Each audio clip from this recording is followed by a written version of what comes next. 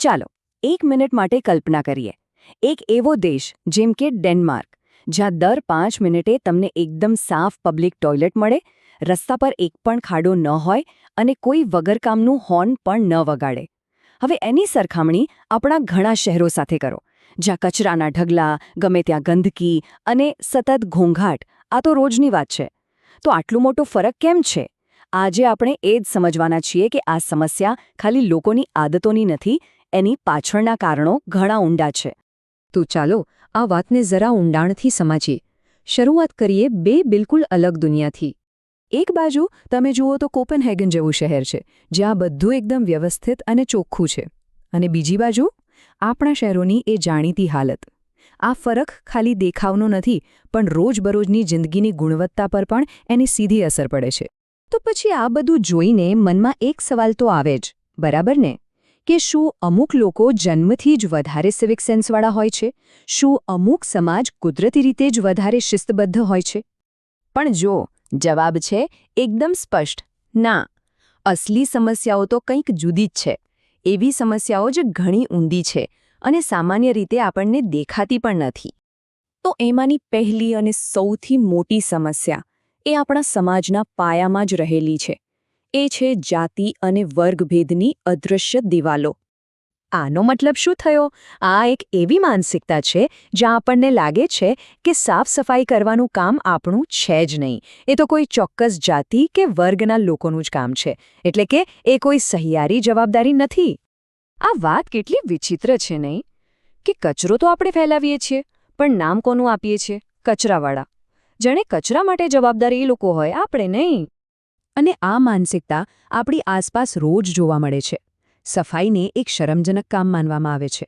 મોટાભાગના સફાઈ કામદારો દલિત સમુદાયમાંથી આવે છે, જેમને ઘણીવાર હાથથી ગટરો સાફ કરવા મજબૂર કરાય છે.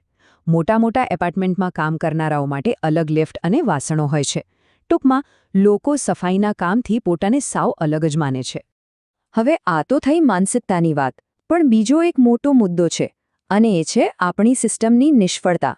આપણે બધાએ આ ફરિયાદ તો સાંભળી જ હશે કે અરે આપણા લોકોમાં તો સિવિક સેન્સ જ નથી, ગમે ત્યાં ખુલ્લામાં પેશાબ કરી દે છે. પણ ચાલો વાસ્તવિકતા જોઈએ. ઘણીવાર થાય છે એવું કે નજીકમાં એક જ પબ્લિક ટોયલેટ હોય, અને એ પણ કાં તો તાળું મારેલું હોય અથવા એટલું ગંદુ હોય કે અંદર જવાની હિંમત ન થાય, અને પાણી તો હોય જ નહીં. તો પછી વ્યક્તિ જાય ક્યાં? અને આનું એક સરસ ઉદાહરણ છે. એ જ લોકો જે દિલ્હી મેટ્રો કે એરપોર્ટ પર એકદમ સાફ સફાઈ રાખે છે, એ જ લોકો બહાર શેરીમાં કે માર્કેટમાં ગમે ત્યાં કચરો ફેંકી દે છે. કેમ? કારણ કે જ્યાં સિસ્ટમ સારી છે, જ્યાં સ્વચ્છતા છે, ત્યાં લોકો પણ સારું વર્તન કરે છે. પણ જ્યાં પહેલેથી જ ગંદકી હોય, ત્યાં એક વધુ કચરો નાખતા કોઈને સંકોચ નથી થતો. એકદમ સીધી વાત છે. તમે ત્યાં સુધી કોઈને ડસ્ટબિન વાપરવાનું ન કહી શકો જ્યાં સુધી તમે ડસ્ટબિન મૂક્યું જ ન હોય. તો આ જાતિવાદની માનસિકતા અને સિસ્ટમની નિષ્ફળતા, આ બંને ભેગા થઈને એક ત્રીજી મોટી સમસ્યા ઊભી કરે છે. અને એ છે આપણા સમાજમાં સહાનુભૂતિ એટલે કે એમ્પથીની કમી. જરા કલ્પના કરો, એક બાજુ એક લક્ઝરી એપાર્ટમેન્ટ છે, સ્વિમિંગ પૂલ, સુંદર બગીચા, એકદમ શાંતિ. અને એ જ એપાર્ટમેન્ટની બારીમાંથી બહાર જુઓ તો કચરાથી ભરેલી ઝૂંપડપટ્ટી, ઉભરાતી ગટરો. આ બે દુનિયા એટલી અલગ છે કે જે લોકો અંદર રહે છે એમને બહારની દુનિયા સાથે કોઈ લેવાદેવા જ નથી હોતી. જવાબદારીની ભાવના તો દૂરની વાત છે. ખરેખર તો સિવિક સેન્સનો આખો પાયો જ સહાનુભૂતિ છે. બસ આટલો જ વિચાર કરવાનો છે કે હું અહીં ગંદકી નહીં કરું, કારણ કે પછી કોઈક બીજાને એ સાફ કરવી પડશે. બસ આટલું જ. ઓકે, તો આપણે સમસ્યાઓ તો ઘણી બધી જોઈ લીધી, પણ તો પછી આનો ઉકેલ શું? શું આપણે કંઈ કરી શકીએ છીએ? હા, બિલકુલ. ચાલો જોઈએ કે બીજા દેશો આ બાબતે શું કરી રહ્યા છે. એક મોટો ફરક છે કચરાના વર્ગીકરણમાં. આપણે અહીં માંડ ભીનો અને સૂકો કચરો અલગ કરીએ છીએ, પણ ડેનમાર્કમાં ત્યાં લોકો પોતાના ઘરે જ કચરાને 10 અલગ અલગ કેટેગરીમાં છૂટો પાડે છે. કાચ, ધાતુ, પ્લાસ્ટિક, બધું જ. જવાબદારી વ્યક્તિગત સ્તરે શરૂ થાય છે. અને આ તો જુઓ કેટલું સરસ છે. જર્મની અને ડેનમાર્કમાં દંડ કરવાને બદલે એ લોકો પ્રોત્સાહન આપે છે. ત્યાં તમે કોઈ ઠંડુ પીણું ખરીદો તો બોટલ માટે થોડા વધારાના પૈસા આપવા પડે છે, જેને ડિપોઝિટ કહેવાય.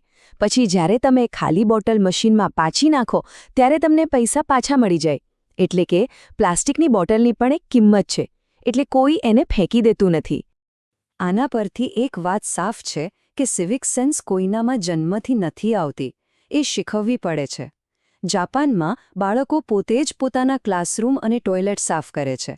જર્મનીમાં રિસાયકલિંગ સ્કૂલથી જ શીખવવામાં આવે છે. અને યુકેમાં તો લાઇનમાં બરાબર ઊભા રહેતા આવડવું એ નાગરિકતાની પરીક્ષાનો ભાગ છે. મતલબ કે આ બધી આદતો કેળવવી પડે છે. તો પછી ભારત માટે રસ્તો શું છે? 3 મુખ્ય પગલાં લઈ શકાય. પહેલું, શિક્ષણ. સ્કૂલોમાં જ બાળકોને સિવિક સેન્સ, સફાઈ કામદારો પ્રત્યે આદર અને જાતિવાદ કેટલો ખરાબ છે એ શીખવવું પડે. બીજું, નિર્માણ.